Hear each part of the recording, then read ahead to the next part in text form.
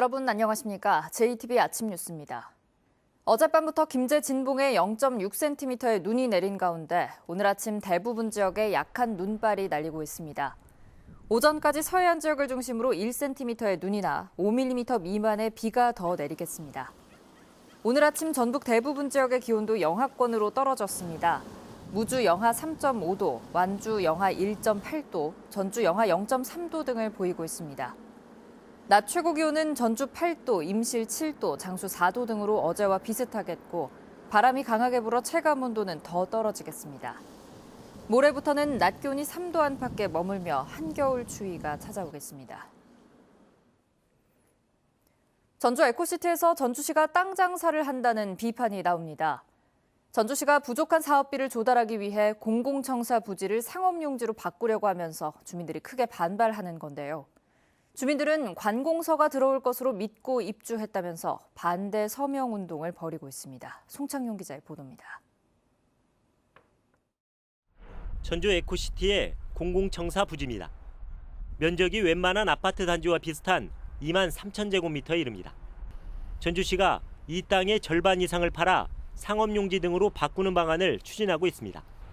인근에 체육관과 도서관 등을 갖춘 복합 커뮤니티 센터를 건립할 계획인데 사업비가 부족하기 때문에 이 부지를 판매한 자금을 보태 쓰겠다는 계산입니다. 공공청사에다가 파출소 부지하고 우체국 부지를 그쪽으로 배치하는 안도 여러 가지 검토를 하고 있습니다.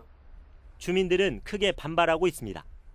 빈 건물과 상가가 넘쳐나고 관공서가 한 곳도 없는 상황에서 공공청사 부지를 팔아 개발한다는 게 말이 되지 않는다는 겁니다.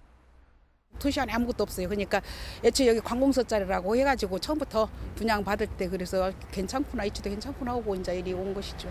근데 이제 관공서가 안 들어선다니까 주민들이 이제 또 깜짝 놀라는 거지. 당장은 공공기관이 입주하지 않더라도 공공청사 부지로 남겨두면 주차장과 공원 등으로 활용할 수 있지만 전주시가 땅 장사에만 몰두하고 있다는 비판까지 나옵니다. 시가 돈 장사에 뭐예요? 땅 장사로밖에 안 돼요. 애당초 목적을 했으면 그래 해봐야지. 하도 않고 중간에 포기한다. 주민들은 매각 반대 서명운동을 펼치는 등 반발을 이어가고 있지만 전주시는 매각 계획을 바꾸지 않고 있어서 갈등은 계속될 전망입니다. JTBC 뉴스 송창용입니다. 새만금 산업단지의 준공 약속 기한이 3년밖에 남지 않았는데 남아있는 이 지구를 누가 개발할지 아직도 안개 속입니다. 첫 삽도 뜨지 못한 채 남아있는 이 지구는 전체의 56%에 이를 정도로 면적이 넓어서 산업단지 개발에 빨간불이 켜졌습니다. 김철 기자입니다. OCI와 도레이 등 기업이 입주한 곳은 새만금 산업단지의 109와 209로 1지구에 해당합니다. 그런데 1지구만 조성과 매립이 진행될 뿐 나머지 2지구는 첫 삽도 뜨지 못했습니다. 농어촌공사는 지난 2008년 모두 9개의 산업단지 공구를 2020년까지 개발하기로 합의했지만 사업이 더디자 완공 시기를 2023년으로 연기했습니다. 문제는 농어촌공사가 1지구를 개발한 뒤 산업단지 분양이 저조해 4,400억 원을 회수하지 못했다는 겁니다. 결국 농어촌공사는 추가 손실이 뻔한 2지구 매립이 힘들다고 통보했습니다. 새만금 개발청은 이후 새만금 개발공사에게 2지구 매립을 의뢰했지만 거절당했습니다. 새만금 산업단지 면적의 56%에 해당하는 2지구가 지금처럼 바다로 남을 우려가 커진 셈입니다. 발등에 불이 떨어진 새만금 개발청은 결국 농어촌공사에게 603억 원의 매립 면허권 유예를 비롯한 수익성 개선 방안을 제시하면서 산업단지 매립에 나서달라고 요청했습니다. 산당 개편 방향하고 그다음에 그 600억에 대한 매립 면허권 부분이 정리가 되면 이지구 사업 시행자가 결정이 될 수 있다고 보고 있습니다. 그러나 농어촌공사는 검토만 할 뿐 확답을 주지 않고 있습니다. 저희들은 거기에 대해서 검토를 실무적으로 하고 있는 중이다. 이렇게 보시면 될 것 같아요. 확정이라고는 아직 저희들 경영진이 결정난 거는 없으니까요. 농어촌공사 말고는 거대한 바다를 매립할 기관이 없어서 공사를 설득하는 게 유일한 해법입니다. 새만금은 방조제 준공에만 19년이 걸려 도민들의 애를 태우더니 이제는 산업단지를 매립하는데 전북도 수십 년이 걸릴 위기에 놓였습니다. JTB 뉴스 김철우입니다. 물건만 사도 돈을 돌려받는다. 다른 회원 소개 없이도 수익이 나오고 원금도 금방 되찾는다. 이런 방식으로 전국을 돌며 수만 명을 모은 회사가 사기 논란에 휩싸였습니다. 수억 원의 피해를 주장하는 전북의 일부 회원들이 고발장을 내면서 파장이 우려됩니다. 정원익 기자입니다. 이모 씨는 지난 5월 지인의 소개로 서울에 있는 한 회사에 2억 원에 가까운 돈을 투자했습니다. 회사가 발행하는 토큰으로 가맹점에서 물건만 사도 수익을 돌려받는다는 말을 믿었기 때문입니다. 다단계 회사처럼 다른 사람을 소개하지 않아도 수익이 나오고 두세 달이면 원금을 회수할 수 있다는 말도 믿음직했습니다.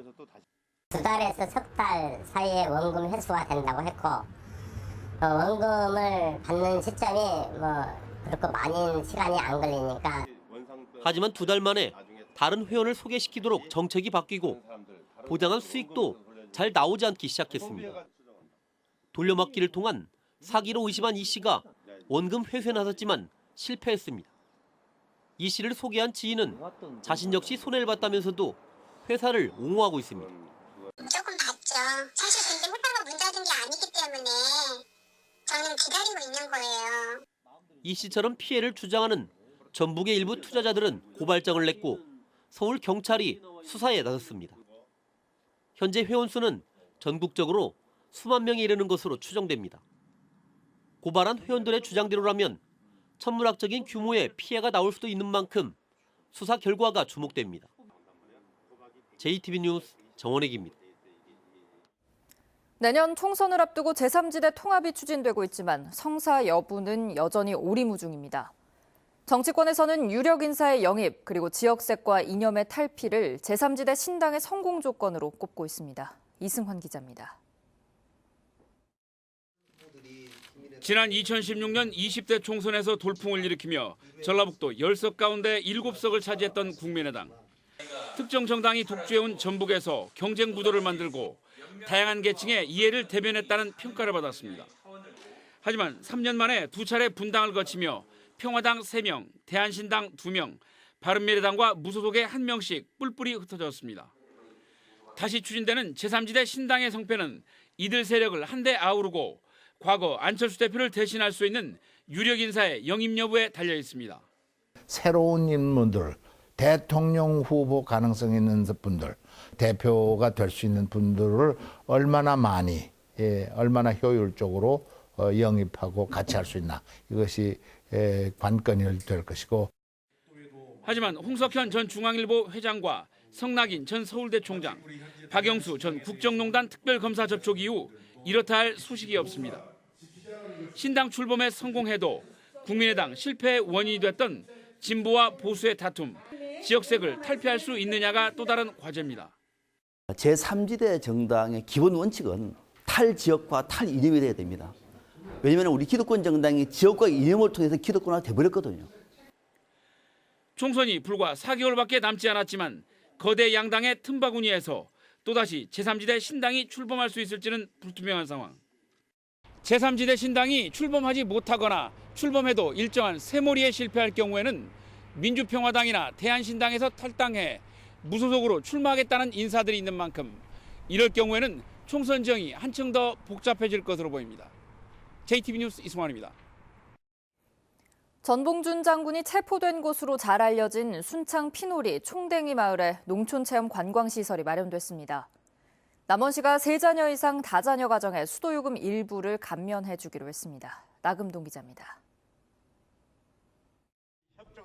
전봉준 장군이 체포된 장소로 잘 알려진 순창군 쌍치면 피놀이. 이 마을에 숙박시설과 세미나실 등 농촌체험 관광시설이 들어섰습니다.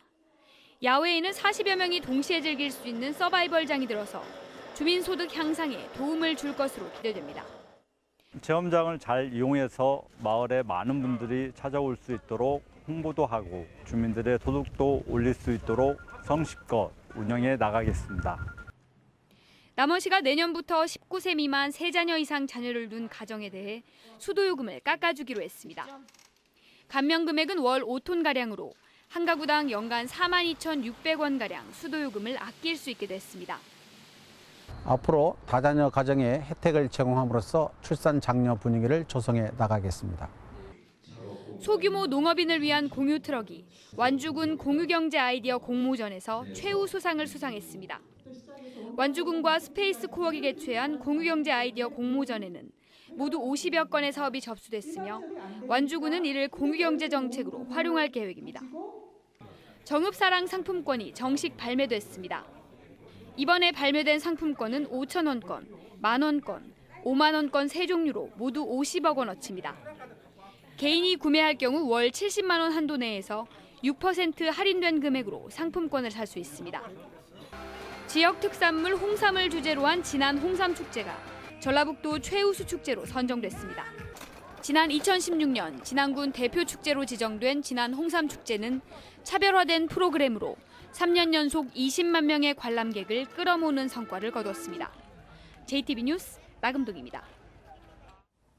감사원이 익산 장전마을의 집단 암 환자 사태와 관련해 지난 9월에 이어 다시 감사를 실시하는 이례적인 일이 벌어졌습니다. 감사원은 지난 9월 비료 공장 연초박 가공의 불법 여부와 공무원들의 관리 감독 실태를 감사했는데 지난달 정부 차원의 사과가 발표되자 오는 6일까지 강도 높은 재감사에 들어간 것으로 해석됩니다. 지난달 이낙연 국무총리가 피해 주민들에게 엄중히 사과드린다고 밝힌 만큼 감사원의 이번 재감사를 통해 관리 감독을 허술히 한 공무원들이 엄한 징계를 받을 것으로 보입니다. 전라북도와 14개 출연기관 가운데 40%가 장애인 고용 의무 비율을 지키지 않고 있습니다. 장애인 고용 의무기관은 기관 정원의 3.4% 이상을 장애인으로 채용해야 하는데 전라북도와 출연기관 등 15곳 가운데 이 비율을 지킨 기관은 9곳에 그쳤습니다. 전라북도는 고용 의무 비율을 어긴 군산의료원과 남원의료원 등 6곳에 장애인 고용 의무 이행 계획을 수립하라고 권고했습니다.